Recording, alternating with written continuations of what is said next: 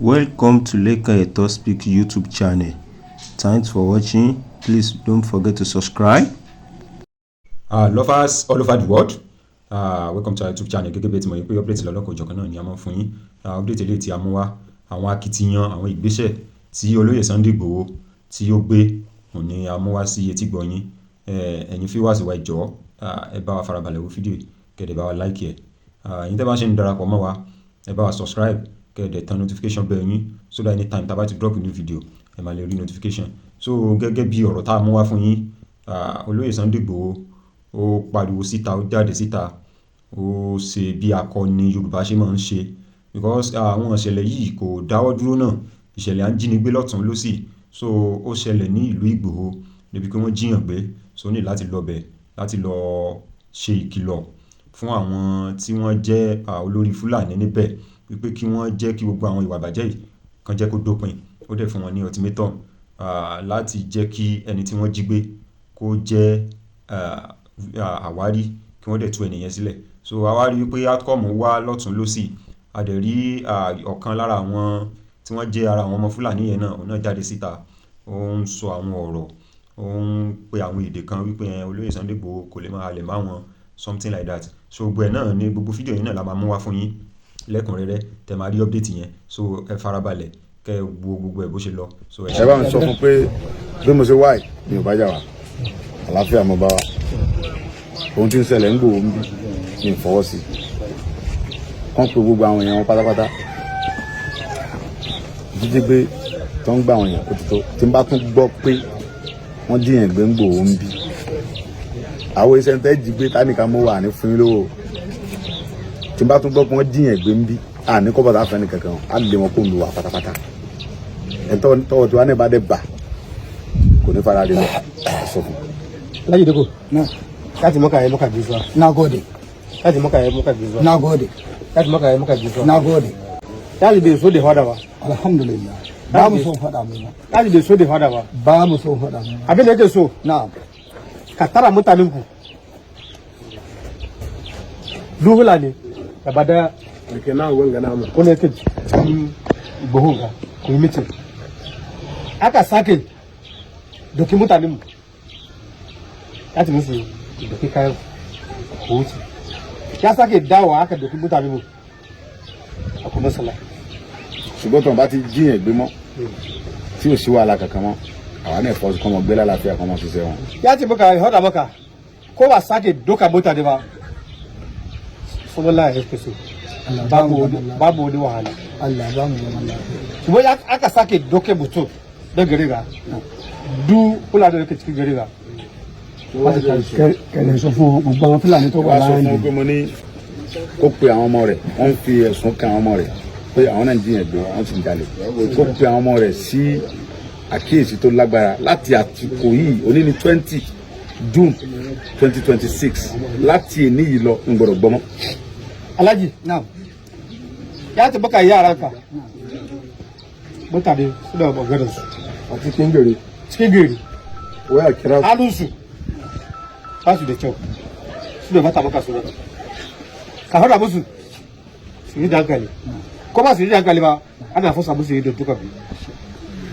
guda nawa ne. Wai kana ciki tsara ka jira zuwa wai du yaran ka gbogbo Fúlàní pátápátá kira su ni gbogbo yaran ka bayani yaran naka wai kira yaran ka a ga musu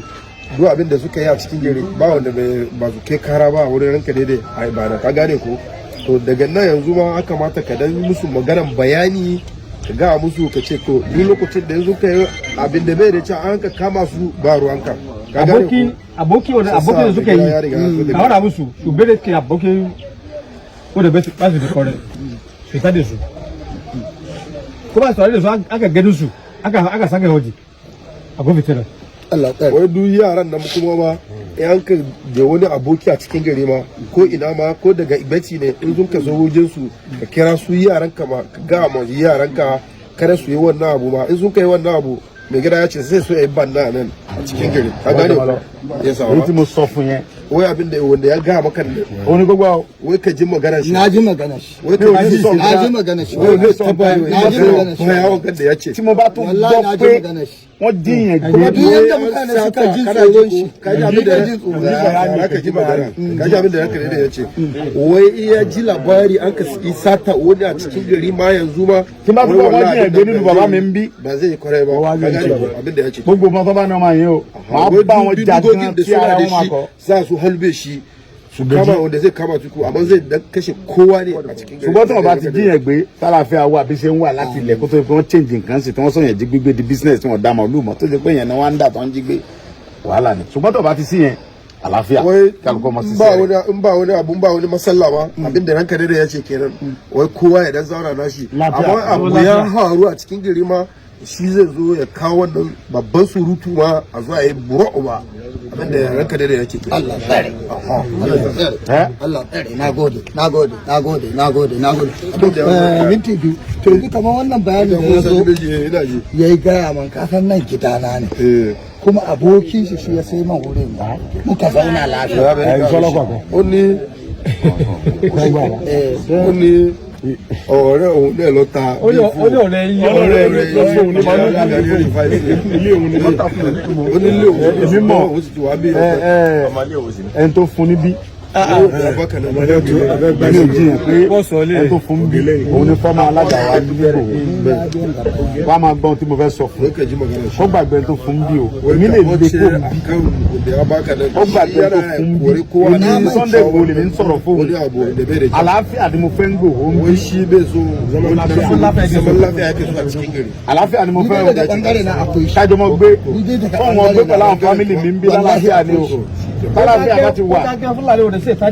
ò dẹ gbọ́dọ̀ bó fún àwọn ẹnìkankan jẹ mọ́. bájú tó wọ́n kẹ́rẹ́ sanu ẹ̀jẹ̀ ìṣìlẹ̀ wọn wọn gbọ́dọ̀ bó kó jẹ mọ́. ẹ̀jẹ̀ ci a kawo karan da kuma a kira ranka dai da ibada a ga ya ji abin da ba sai jin daɗi ba abin da ya ci. ìjọba bàbá Bọ́lá Tinubu ìjọba bàbá Bọ́lá Tinubu bá sọ fún ó fi òfin gbà yẹn kéèyàn gbé níbi tó bá wù Nàìjíríà àwa náà níta náà fọwọ́ sí ṣùgbọ́n ọ̀tọ̀ bá ti wá ní òní bá wa fi àlàáfíà gbé ẹ mọ̀ jí wa gbé ni ẹ mọ̀ pa wá ẹ mọ̀ polóyún pa kúkúrú pa gígùn ẹ nílé bá wa gbé ẹ kò mí àwọn ọ̀dẹ Ìgbòho dẹ̀rẹ̀ àgbẹ̀là iṣẹ́ oko làwọn bàbá tí wọ́n ń ṣe ń bí ẹ lè jí wa gbé kẹrin amó àló tá a fún yín ẹ fìlú wa lẹ̀ ní ẹ dẹ̀ nífẹ̀ẹ́ ara rẹ lọ pàápàá sọ fún ẹ bá ṣèdè fún ẹ ṣàwùjọ ẹ. ọmọ sọ kóòrè rẹ sílẹ̀ nsọ sọbọláhìá Tinubu sílẹ̀ nsọ sọbọláhìá kowa da kowa buwate o rubutu zai so sọbọláhìá a kore shi za a kore shi a cikin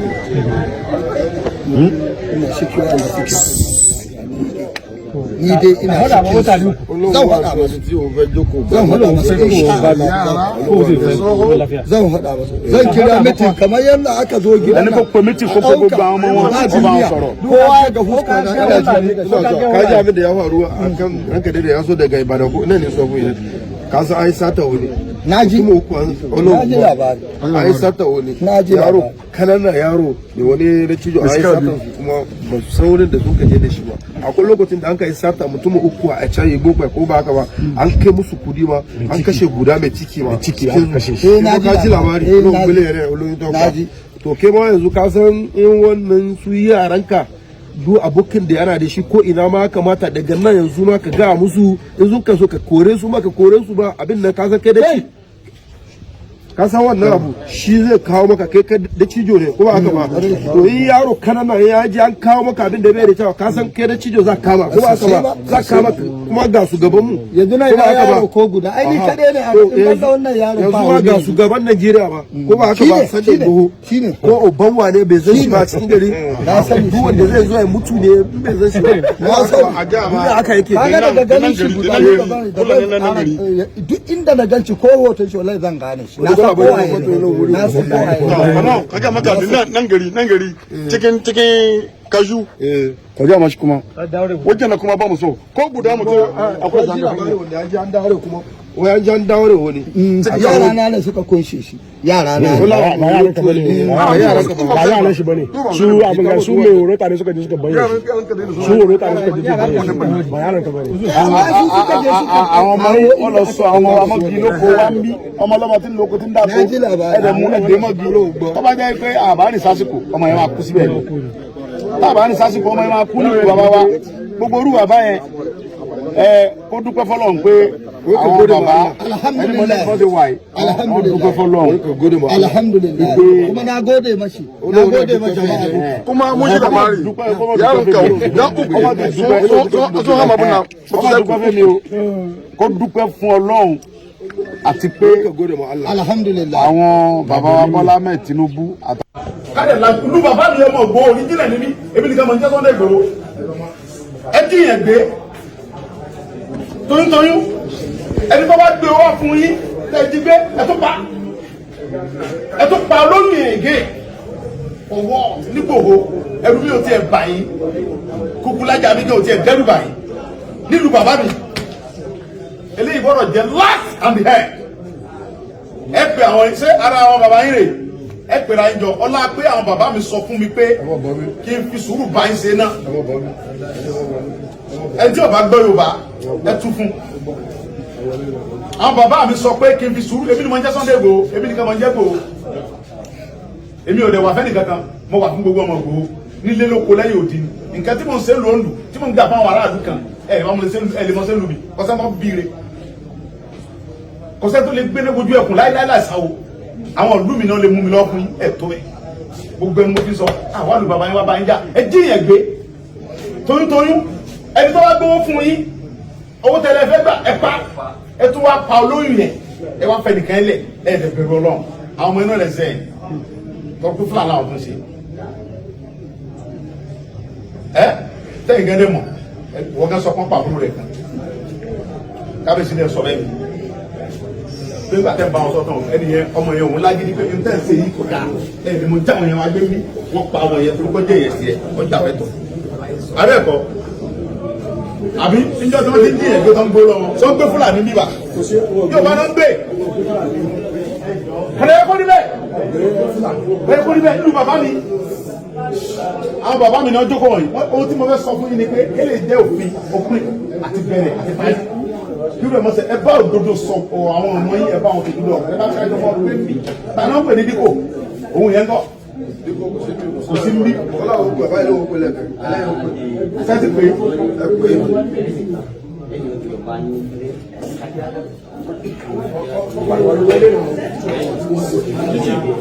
náà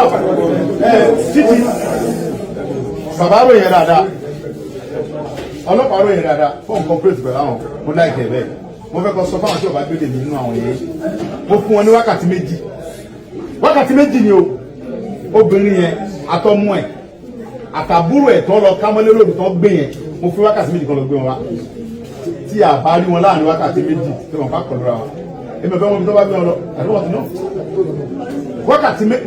mọ̀ ń gbẹnu gbogbo ọmọ Ìgbòho sọ̀rọ̀ àti àwọn bàbá wa tọ́jọ́ bá wa ni mo fi sọ̀rọ̀ wákàtí méjì ni mo fún yín sọ́mọ̀ pé ìjọ tí wọ́n ti ń ṣe ìwà Ìgbòho mi ń dá sí mo kàn ń wò pé àwọn bàbá mi ò tí sọ pé abẹ́rẹ́ ń gún àwọn lára bọ̀ náà wọ́n ti sọ fún mi pé ó ti tó gẹ́ ọmọ Léfì wákàtí méjì ẹ̀pà àwọn èèyàn yín ẹ̀pà àwọn ọmọ yín yẹn tí wọ́n bá lórí láyà àwọn ọmọ yọ̀ǹda àwọn ẹ̀kọ́ pa wọ́n ṣùgbọ́n ẹ̀yin náà ní wà ẹ̀ní wà mí màá yọ̀ǹda àbọ̀kọ̀ obìnrin yẹn sọ̀rọ̀ pé bọ́lọ̀ sí mo wá ní àbí ṣùgbọ́n ẹ̀yin náà ní wà mí èmi mọ̀ dọ́dọ̀ Ọlọ́run tó ní mí pé àwọn ọmọ yín náà sẹ́yìn sẹ́yìn náà dẹ̀ mọ̀ bẹ́ẹ̀ àwọn ọmọ yín náà sí ẹ̀yin náà mọ̀ bẹ̀ fún àwọn ọmọ yín tó ń gbé nùgbùdó alájẹ náà sí nígbà tá a kọ́kọ́ tíráàkì nọ́mbà yẹn ó gbé alọ sí ibùdó wúlé níbùdó alájẹ bẹ́ẹ̀ náà gbé sí wọ́n gbé kó bẹ́ẹ̀ lóru wọ́n gbé lọ sí bani wọ́n gbé lọ sí ààfin baálẹ̀ compact bẹ́ẹ̀ ló wà báyìí ẹ pè wọ́n bẹ̀ kan gbé wa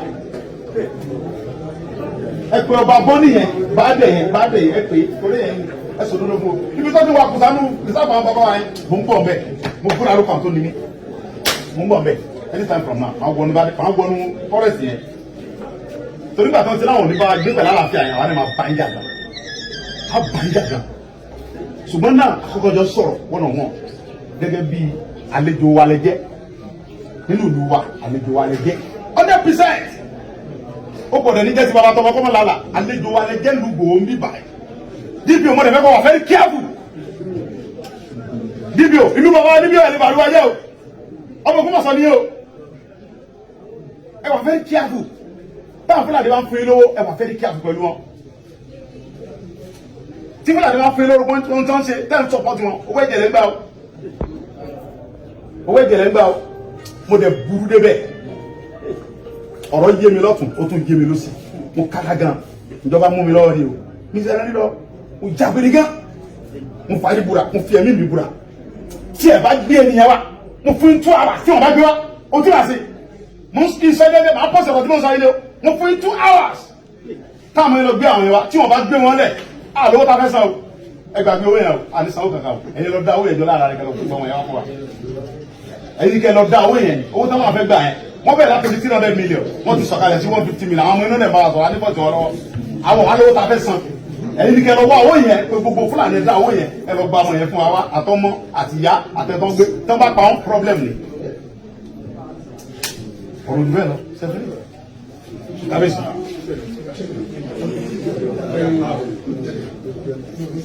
ó máa bá dáhùn lọ́wọ́ ẹ lọ sẹ́yìn fún ààrẹ lọ́wọ́ àwọn ìfọ̀mù lọ́wọ́ ìlú wa ń bí ọmọ ìlú yìí mímí lọ ọtí tó bá tó gbé wọn dé ẹ lè bá kábíyèsí sọ bàbá wa rè ẹ lè bá wọn sọ tí wọn àti omi fún yín ọtí tí wọn bá gbé wọn dé tí bàbá wa kò ní pé wọn ti gbé wọn dé ní màá tọ́ lọ. kábíyèsí lè dàbí. olórí.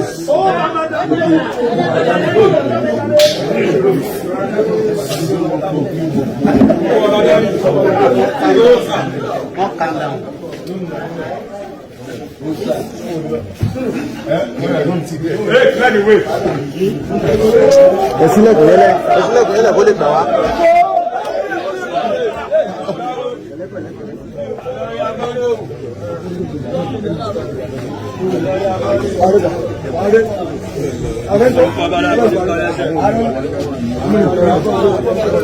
Àdírẹ́sì yìí.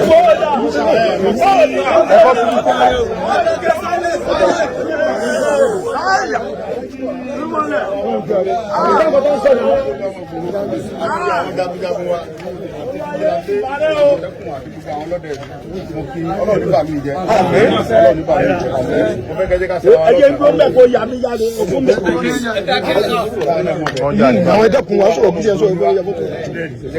ìbá gbẹ̀lẹ̀gbẹ̀ ni wọ́n.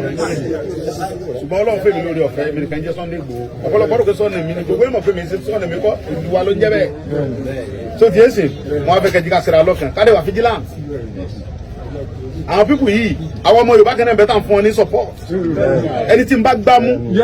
tó bá jẹ́ ọmọ wa ń bí wọ́n support Fúlàní láti máa kidnap yẹn máa pa ni òṣìṣẹ́ ìdájọ́ rẹ̀ ní pé kápá anybody tó bá jẹ́ ọmọ Ìgbòho tó bá support Fúlàní tó ń jọ jíyàn gbé èyí náà wo wọ́n jíyàn gbé toyúntoyún ẹni tó bá gbé owó lọ tó ní kó gbówó wá wọ́n pa wọ́n tó wá pa olóyìn ẹ̀ nílùú wa ń bí nílùú Ìgbòho kò gbọ́dọ̀ ṣẹlẹ̀ àwọn tó jí gbé yìí tú àwọn àsìmọ́ fún wọn kó gbé wọn wá tí wọn bá gbé wọn wá wọn ò ní ṣe bẹ́ẹ̀ mọ́ láyé ó ti jẹ́ nìyẹn sọ ẹ jẹ́ ká fún wọn lọ́wọ́ fún wọn.